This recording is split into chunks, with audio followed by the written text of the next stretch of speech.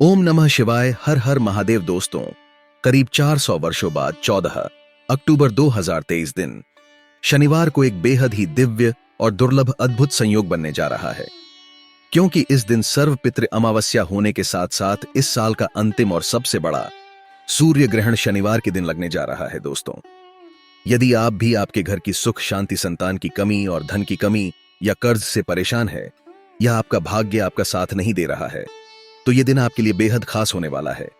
और अगर इस दिन आप मिट्टी के दिए से जुड़ा ये असरदार और चमत्कारी आसान सा उपाय कर लेते हैं, तो आप देखेंगे कि कुछ ही दिनों में आपकी सभी समस्याओं का हल संपूर्ण रूप से हो जाएगा।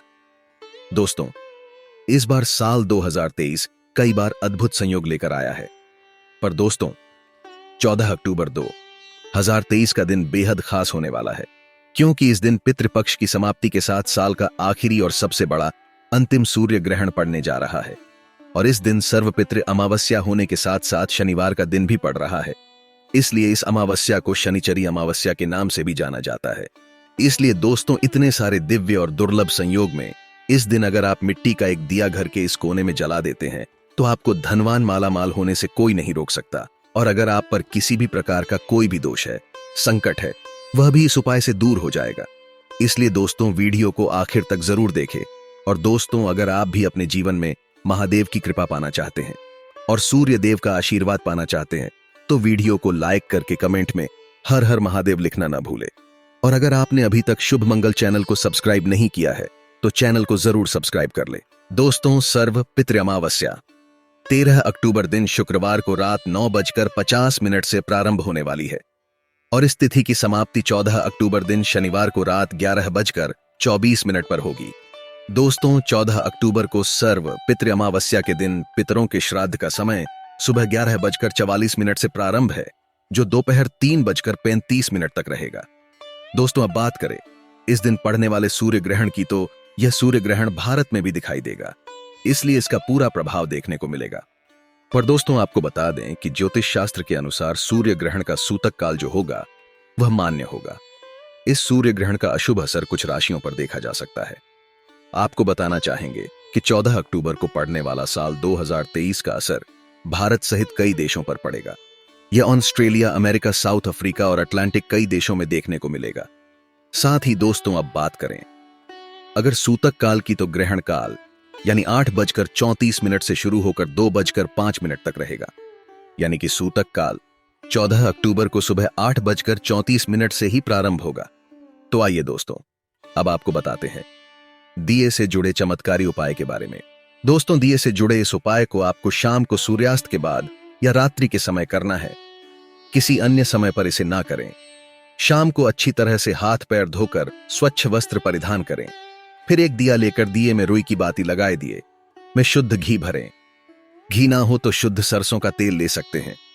इस दिए में थोड़े से काले तिल भी डाल दे।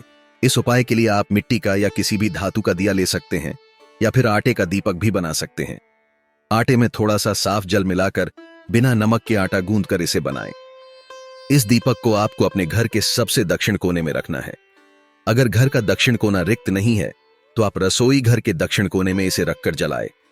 वहां भी रिक्त स्थान नहीं है, तो घर के अन्य किसी भी कमरे में या घर के मंदिर के पास साफ स्थान पर इस दीपक को रखें। दीपक को ऐसे रखें कि इसकी बाती दक्षिण दिशा की तरफ हो, यानी कि इसकी लौ दक्षिण की तरफ होनी चाहिए, जो कि पितरों की दिशा मानी जाती है। मान्यता है कि इस दिशा से पितृ धरती पर आते हैं।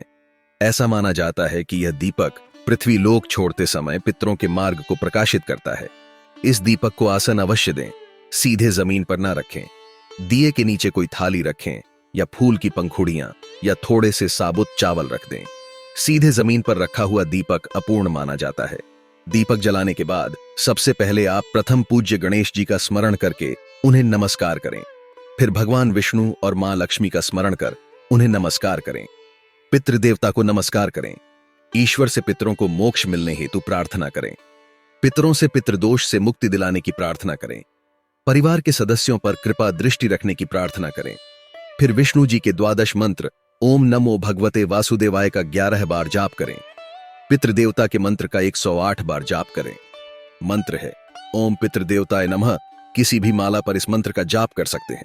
माला नहीं है तो चावल के या मिश्री के दाने पर गिनकर भी आप इस मंत्र का जाप कर सकते हैं। खास ध्यान इस बात का रखें कि मंत्र का जाप आपको दक्षिण दिशा की तरफ मुंह करके ही करना है।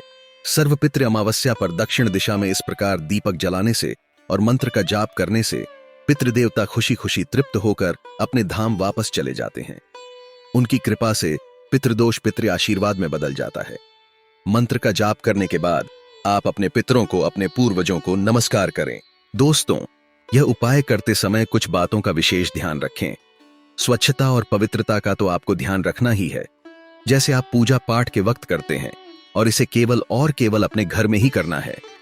अगर आप किसी और के घर गए हुए हैं तो उनके घर में आप अपने पितरों के निमित्त दीपक न जलाएं, और परिवार का कोई भी सदस्य इसे कर सकता है।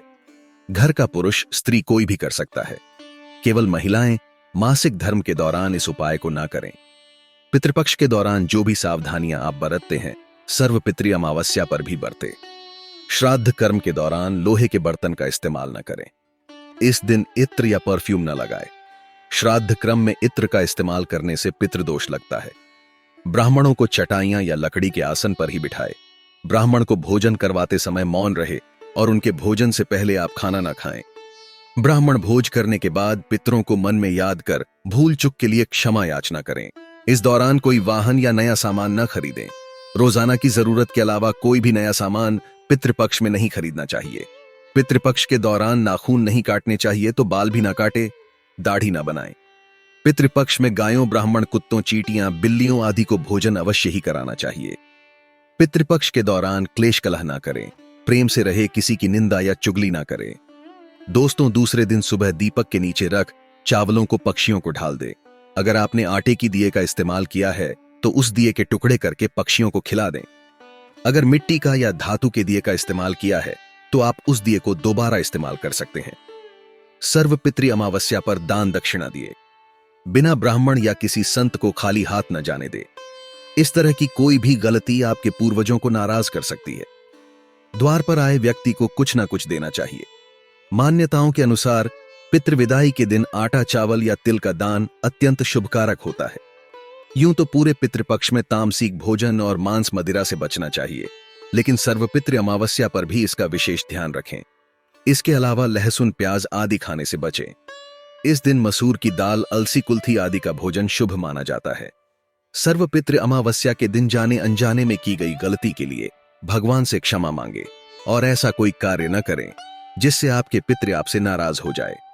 मान्यता है पितरों को प्रसन्न करके ही विदा करना चाहिए, ताकि वे जाते समय खूब सारा आशीर्वाद दें और प्रसन्न होकर विदा ले। इस दिन अगर श्राद्ध, तर्पण या पिंडदान ना कर सके तो अपने पितरों के निमित्त खास भोजन बनाएं।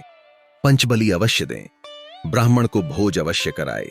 गाय को, कौवे को, कुत्ते को, बिल्लियों को भी भोजन अवश्य दे।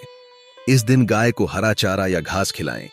गाय को चारा देने से भी पितरों को संतुष्टि मिलती है। तो साल का आखिरी मौका है, पितरों की विदाई का समय है। यह उपाय करके उन्हें खुशी खुशी विदा करें और अपने जीवन से दुख कष्टों को हमेशा के लिए दूर करें। कमेंट बॉक्स में जय पितृदेवता लिखना ना भूले। तो आइए दोस्तों, अब आपको सुनाते हैं सर्व पितृ अमावस्या की कथा, जिसको सुनने मात्र से आपकी हर इच्छा पूरी हो जाएगी। पुराने समय में अग्निश्वात और बर्हिष्पद नाम के पितृदेव थे। उनकी मानस कन्या थी अक्षोदा। अक्षोदा ने अश्विन मास की अमावस्या पर पितरों को प्रसन्न करने के लिए तप किया था। तपस्या से प्रसन्न होकर सभी पितृदेवता अक्षोदा के सामने प्रकट हुए। उस समय अक्षोदा का पूरा ध्यान एक तेजस्वी पितृ अमावसु की ओर ही था और वह उन्हें अपलक निहारती रही। उसने अमावसु से कहा, वरदान में आप मुझे स्वीकारें, मैं आपका संग चाहती हूं। अक्षदा की यह बात सुनकर सभी पितृदेवता क्रोधित हो गए। उन्होंने उसे शाप दिया कि वह पितरलोक से पृथ्वीलोक जाएगी।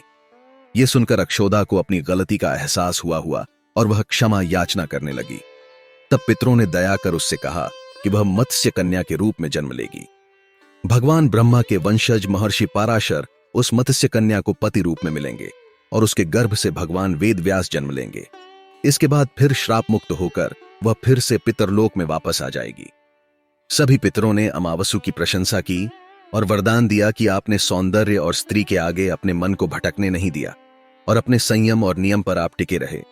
इसलिए आज से यह तिथि आपके नाम से अमावसु के रूप में जानी जाएगी। मान्यता है कि तभी से यह दिन पितृमोक्ष अमावस्या के रूप में प्रसिद्ध हुआ है। तो दोस्तों उम्मीद करते हैं आज के वीडियो से आपको लाभ अवश्य होगा। अगर वीडियो आपको अच्छी लगी हो तो लाइक कर दीजिए और ज्यादा से ज्यादा इस वीडियो को अपने फैमिली फ्रेंड के साथ शेयर कीजिए। चैनल को सब्सक्राइब कर लीजिएगा, बेल बटन को प्रेस कर लीजिए। इससे यह होगा कि इस तरह की सभी वीडियोस की नोटिफिकेशन आपको सबसे पहले मिलेगी।